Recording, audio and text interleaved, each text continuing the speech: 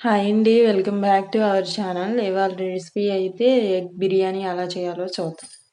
నేనైతే 4 గుడ్లు తీసుకున్నానండి. ఇదిగోండి ఇట్లా వాటర్ పోసి ఉడకబెట్టేసుకున్నాను అనమాట. నార్మల్ రైస్తో బిర్యానీ చేస్తున్నాను అనమాట. నేనైతే కడిగి పక్కన పెట్టేసుకుని 1 కప్పు బియ్యానికి 2 కప్పుల నీళ్ళు తీసుకున్నాను. కుక్కర్ పెట్టుకుని హీట్ అయిన తర్వాత సరిపడా ఆయిల్ వేసుకుంటున్నాను నేను. అందులో కొద్దిగా కట్ చేసి ఉల్లిపాయ ముక్కలు వేసి ఎర్రగా వేయించుకోవాలి. సిమ్లో పెట్టుకుని ఎర్రగా వేయించుకోవాలి, మాడకూడదు. అదిగోండి ఎర్రగా వేగిన తర్వాత ఒక బౌల్లోకి తీసేసుకోవాలి, పక్కన పెట్టేసుకోవాలన్నమాట.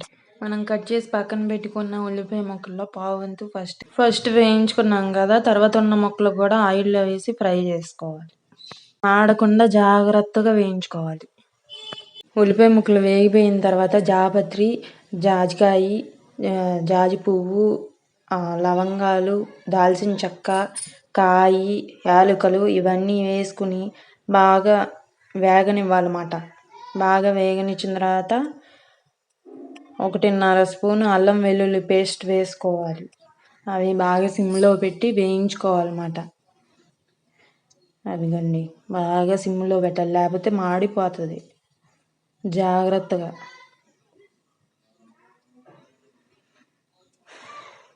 1/2 టేబుల్ స్పూన్ మిరియాలు వేసుకుని నిదానంగా కలుపుతా తిప్పుకోవాలన్నమాట.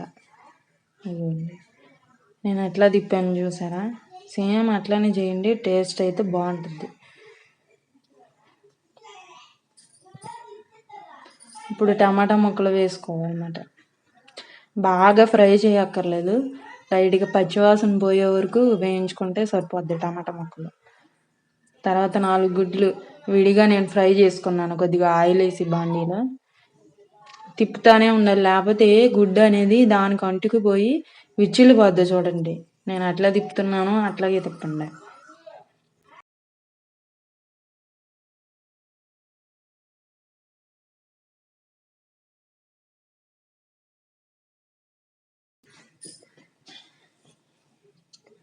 అవి కూడా కొద్దిసేపు వేగనివ్వాలి. తర్వాత పెరుగు వేసుకోవాలి. 1 కప్పు పెరుగు వేసుకున్నాను నేను. సిమ్లో పెట్టుకుని తిప్పుతూ ఉండాలి, అడుగంటుతూ ఉంటుంది, జాగ్రత్తగా తిప్పుతూ ఉండండి. సిమ్లో పెట్టాలి బాగా. అందులోని కొద్దిగా వాటర్ పోసుకుని కొద్దిగా ఉడకతా ఉండే, ఉడికిపోయిన తర్వాత ఎగిరిపోయిన తర్వాత ఒక సరిపడా కారం వేసుకోవాలి. 1 చెంచా, నేనైతే చెంచాడు వేసాను కారము. దాని తర్వాత ఉప్పు కూడా కొద్దిగా అంతకుముందు వేసాను, చూసుకుని వేసుకోండి ఉప్పు. నేనైతే చాలేదని మళ్ళీ వేసుకున్నాను. సిమ్లో పెట్టి తిప్పుతా ఉండి అడుగు అంటుకోకుండా ఉంటుంది. 1 చెక్క నిమ్మకాయ పిండుకోవాలి.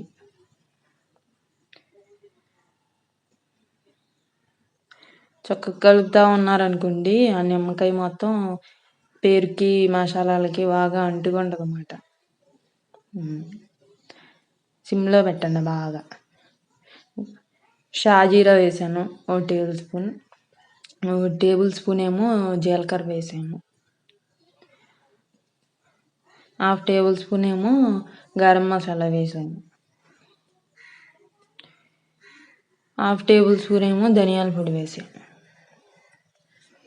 బాగా మిక్స్ చేసుకోండి, బాగా తిప్పుతూ ఉండండి. మీరు వండుతూ ఉండగానే చక్కగా మంచి స్మెల్ వస్తుంది. కావాలంటే చూడండి, మంచి స్మెల్ అసలు. చుట్టుపక్కల ఉన్న వాళ్ళు కూడా ఎవరింట్లో బాబు బిర్యానీ చేస్తున్నారు అనుకుంటారు, అట్లా ఉంటుంది స్మెల్. ఇప్పుడు రైస్ వేసేసుకుంటున్నాను. నేను ఆల్రెడీ వాటర్ పోసి నానబెట్టేసుకుంటున్నాను కదా, ఆ వాటర్ మొత్తం కలిపేసి రైస్ కూడా అందులో వేసేసుకుంటున్నాను. చూసేయండి.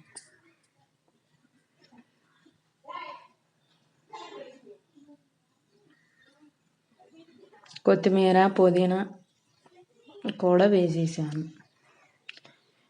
టేస్టింగ్ సాల్ట్ 1/2 టేబుల్ స్పూన్ వేసాను. ఒకసారి మిక్స్ చేసేసి చక్కగా కుక్కర్ మూత పెట్టేసేయండి. మీడియం కాదు, లో ఫ్లేమ్ మీద కాదు, మరి సరిపడా పెట్టేసి చక్కగా 3 విజిల్స్ వచ్చిన తర్వాత చక్కగా కుక్కర్ మూత తీసారంటే ఆ వాసన ఉంటుంది, మామూలుగా ఉండదండి. అసలు బయట బిర్యానీ గాని అది ఈ బయట కన్నా ఎక్కువ టేస్ట్ రెండింతలు టేస్ట్ ఉంటది. కావాలంటే ఒకసారి వండుకొని చూసి కామెంట్ చేయండి మీరు. ఆల్రెడీ మేము ట్రై చేసాం. సూపర్ వచ్చింది టేస్ట్ అయితే బాగా. 3 విజిల్స్ రావాలి.